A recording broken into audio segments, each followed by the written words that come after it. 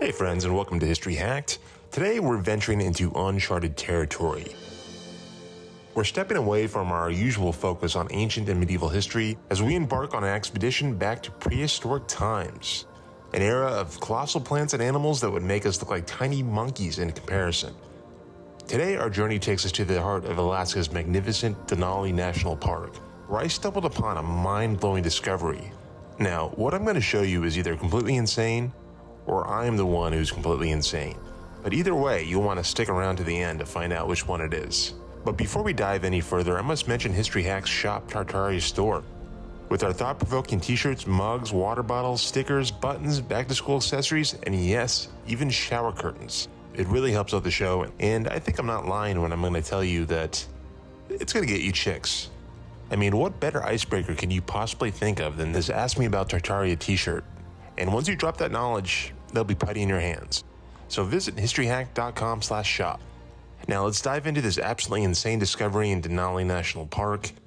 And to comprehend its significance, we need to get ourselves acquainted with petrified wood.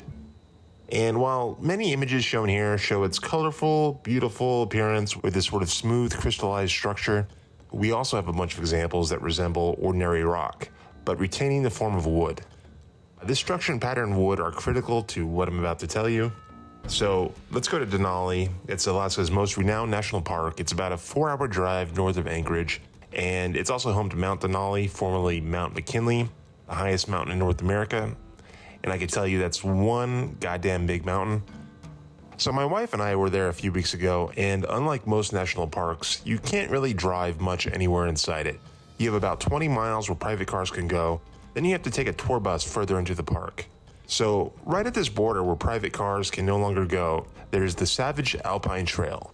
It's a 4-mile hike that goes along a small river, then up the side of a mountain and down the other side where you can catch a bus back to your car.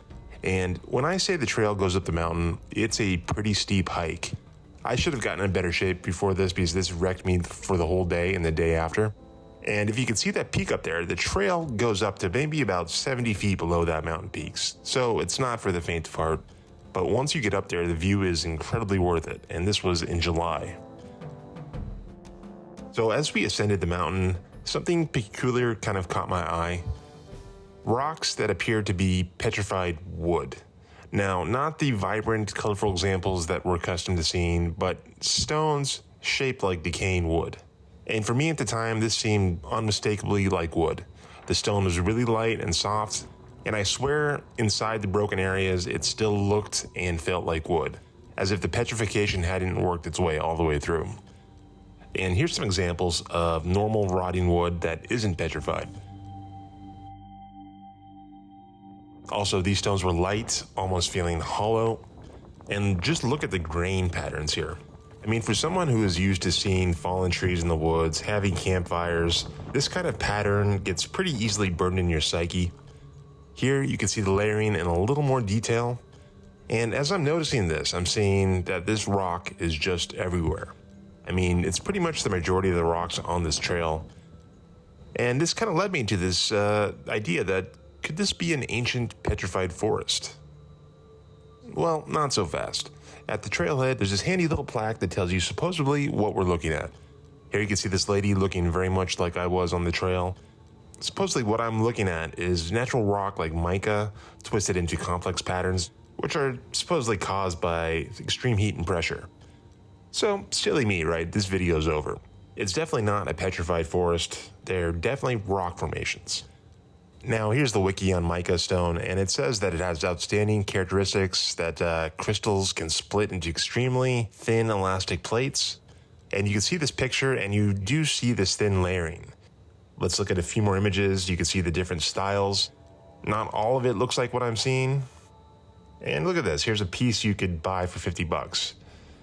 And mica looks almost exactly like wood. And we're told that they're created by two entirely separate forces, one being geological and the other biological, yet producing identical patterning. But I mean, we see this in nature. I guess you know how the roots of a tree look like a network of rivers or a bolt of lightning.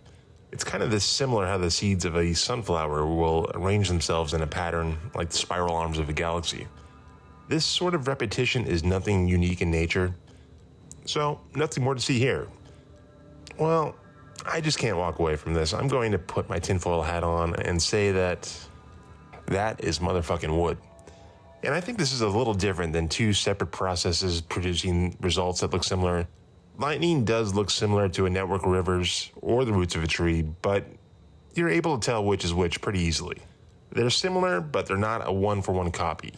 But mica and petrified wood sure as hell look identical. And I'm not claiming that geologists were mistaken. I'm saying that they're lying. Just like we've caught the expert class lying in nearly every field, they're lying here because if they had to admit that this was actually wood, then there are some uncomfortable questions to be had. Because just how big were these trees if they were indeed trees? And we know that trees were big in the past. Just look at these examples from the late 1800s and early 1900s. And these were some of the survivors. Who knows how much bigger their ancestors were? And we know that during the Ice Age, things were big, both on land and sea. You can see some fossilized clamshells here. Here's a giant nautilus. But now I'm thinking just how big things were in the past is one of those taboo topics where you kind of cross into this twilight zone of fantasy. But what if the truth was stranger than fiction? Now I'm going to give a shout out to another YouTuber who has done a lot of great work on this topic. The channel is called Stellium7, and it goes into much more detail than I will here, and it provides other examples of similar sites. So this channel has been on the front lines of this for a few years, and it really gets into how big things might have actually been in the past. So give this guy a look. But what we might be looking at here is a complete rewrite of prehistory on this planet, and what was actually here. If he's right and stuff like this is wood, you can see why this isn't mentioned, because some of these formations are gigantic.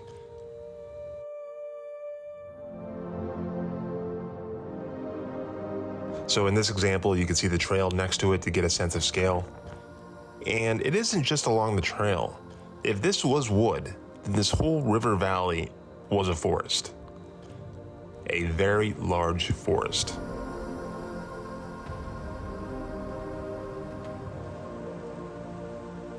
So that's all for me. I'm gonna let you decide for sure. Until next time, this is James from History Hacked. I appreciate you checking out the video and let me know what you think in the comments. If you like content like this and want to see more, give us a like and subscribe and check out other videos on this channel. Also, you can support History Hack by checking out the historyhack.com/shop store to pick up some unique Tartaria gear. It will definitely spark up some interesting conversations. And with that said, I'll see you next time.